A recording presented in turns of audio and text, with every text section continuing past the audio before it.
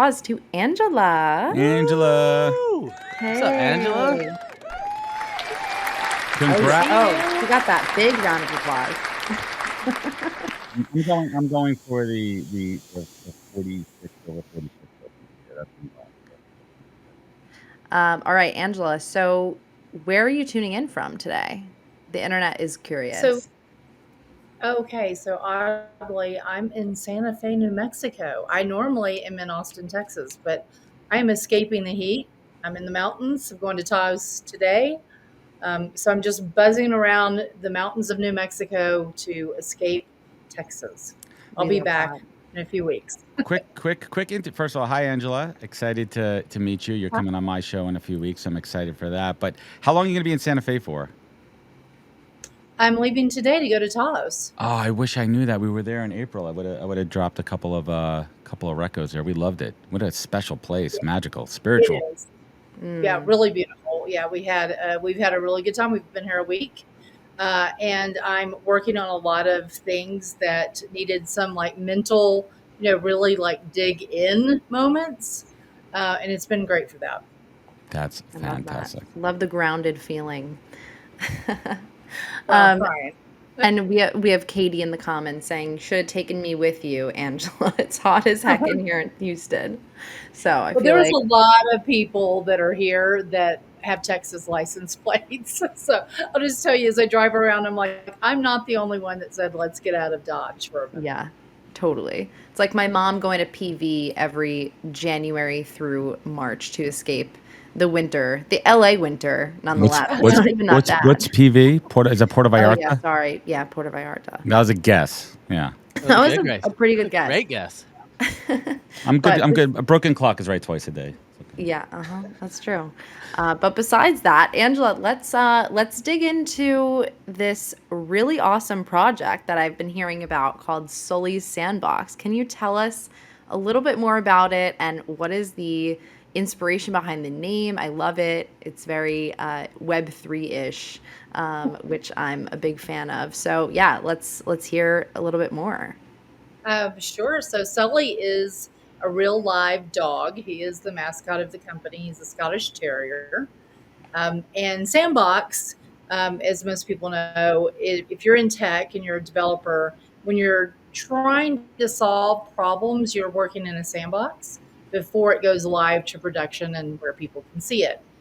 And so we kind of took that and said, well, let's have Sully have the sandbox. And the very specific role that Sully Sandbox plays in the world is to solve problems for businesses and individuals by telling you the right large language model or the right small language model, the right data, the data that you're missing. It connects you to those things very quickly, instantly, allows you to test different models with one prompt. So you can see which model is giving you the right type of output that you want.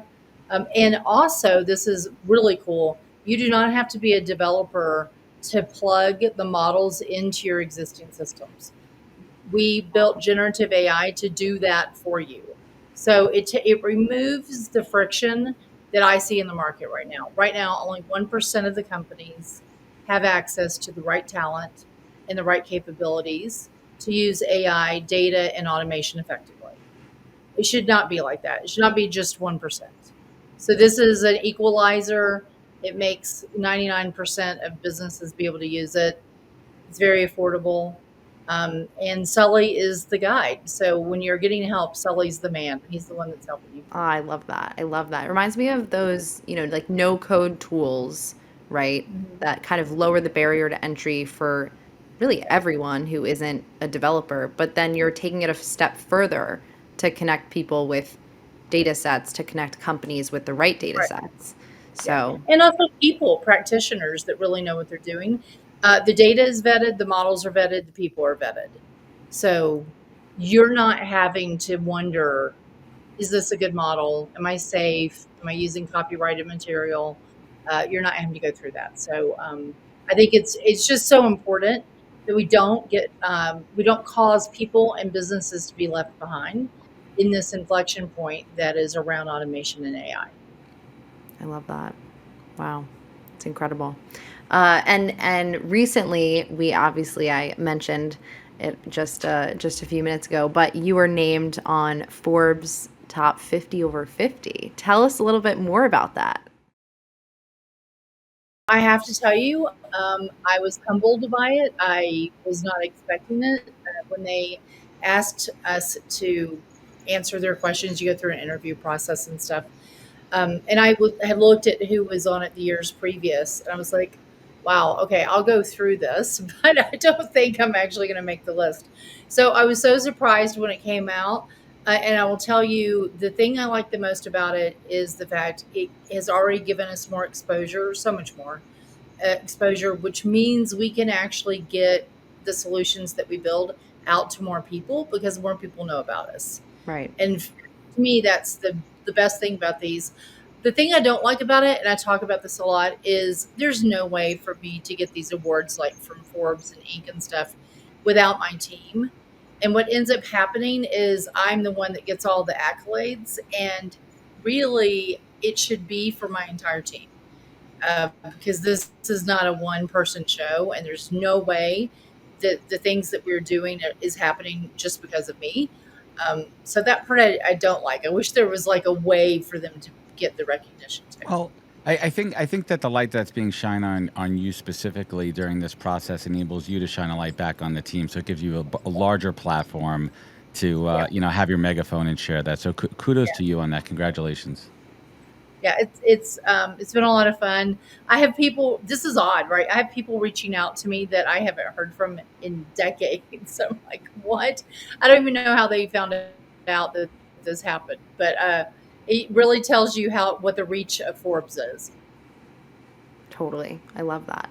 Um, yeah, and it's interesting too because that list is super expansive. Like it's not just tech and business, but like to see, major artists on there and like, these incredible iconic people. I mean, that must feel pretty freaking cool. It is nice, and I will say this too. So being a founder of a tech company and being a woman, you're already kind of unique. But then also, as the states, right? I'm over 50. I'll be 57 this October, and so I'm so happy that there's actually recognition. Y'all started the show about ageism. There's a lot of ageism in how VCs look at founders, uh, male versus female, your ethnicity background, your Mhm. socioeconomic background, Life all stage. this Yeah. play a role. But ageism is one of the worst Real. parts. They look at you and they're like, how do you have the energy to keep up, with what you're going to need to be doing? And how are you plugged into to the group of people that are the biggest buyer, which is millennials right now? So there's a lot of bias that goes into the entire process of evaluating me as a founder, and then that reflects on my company. So for Forbes to be recognizing founders that are not just in their 20s and 30s is also amazing. Love it. I love it. And before we sort of move on to our new exciting segment, tell us more about there was a case study that you did with pools, which I know that Adam has one. So tell us about that. So when we were first testing, like, would Sully Sandbox really be meaningful? Because it's really involved to build something like this. It takes not just a lot of capital, but a lot of mental energy and kind of resiliency as you fail and like, no, we're going to keep pushing through. So we were like, okay, will it work? And the way we tested it is we sent it out to a lot of people that we didn't know, and we said, put in your business problem, and then we want to see what solution comes out of it, and then do you take action from it, and if you do, what happens? Because we're working off of a theory initially, or a thesis, right? So this gentleman comes in and he owns a pool company. They build pools, right? So he's been building pools for decades. Hmm. And he's getting to a point where he wants to retire. He wants to kind of slow down. It's wearing on him. And no one in his family wants to pick up the pool business. So he's like, I don't know what to do. So what he Does it puts into toxic? the prompt is that like I have a pool business. I build pools. I don't want to build pools anymore, but I need to still work. What do I do? Okay. And so the system comes back and says, you should be a pool cleaning business, pool maintenance business, Hmm. because there's this huge gap in the market and it demonstrates the gap. And then he's like, okay, well, how do I know who needs pool maintenance? Well, that was where the data part came in. And part of it was looking at Google and looking at the maps and being able to see the pools and then cross-referencing that data set with a data set for people that were customers of pool supply companies. So this is people that are buying chemicals. Now you know that these people are buying chemicals, they have a pool, means they don't have maintenance, right? Or otherwise they wouldn't be buying the chemicals. So he puts together a list. It also tells him that the time to go out to them is going to be right after a storm. So pools get trashed with the Oh, leaves and wow. all kinds of stuff Right. right They after need to be a storm. clean. The chemicals need to be balanced, the chlorine, all that kind of fun stuff. That's right. Just adding some color Yeah, and it's a commentary. bigger Sorry. lift. Sounds like a Yeah. lot of work. It is. Yes, it is. That's Is it why people worth it? outsource So it. Right. yeah, that's right. Yeah. So he uses that information that the model gave him. It said, this is what you should do. It was like a business plan. And it was from 2 large language models that he got this, and he had 2 data sets. So, all told, he spent about $1,000 buying data, buying models, doing some stuff. It took him about a week. Wow. And then he said, okay, I'm going to deploy it. He picked a neighborhood to just kind of do a test. Worked like magic. Wow. It's like I've never ever had that kind of a response to any kind of marketing that I did. Immediately started getting customers and has now changed his entire business. And now his family that was not interested in the pool building, they are very interested in running the pool Right. When you see the company. results. Yeah. How That's much right. Yeah. how much time do you think they saved on, kind of mail? I just think of like other types of campaigns you could do, whether it's like a mail marketing campaign or just cold calling. How Door much to time do door. you estimate? Yeah, how much time do you think he saved? Well, he said that it was months of effort that he would have put in.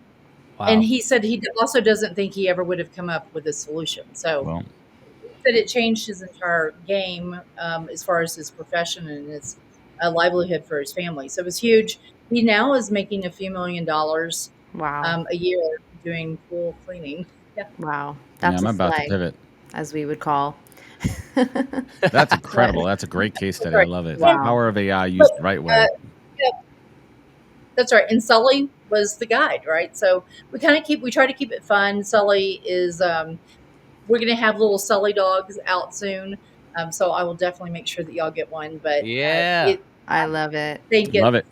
it's a lot of fun. Yeah. Well, speaking of Sully, he is the new inspiration for a new segment that we have on.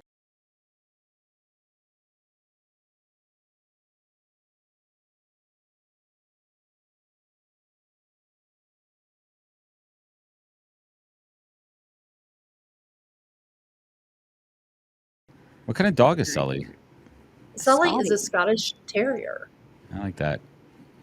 We Yeah. love the posers. We're not a pet house. Yet. We're There's not a pet pets. household, but we love pets. No, we love other people's pets. We do. We love dogs. I don't like cats. I'm not a cat person. But this is cool. I love dogs. I love our friends' dogs. Certain Yeah, dogs are allowed in our house. Certain dogs are not.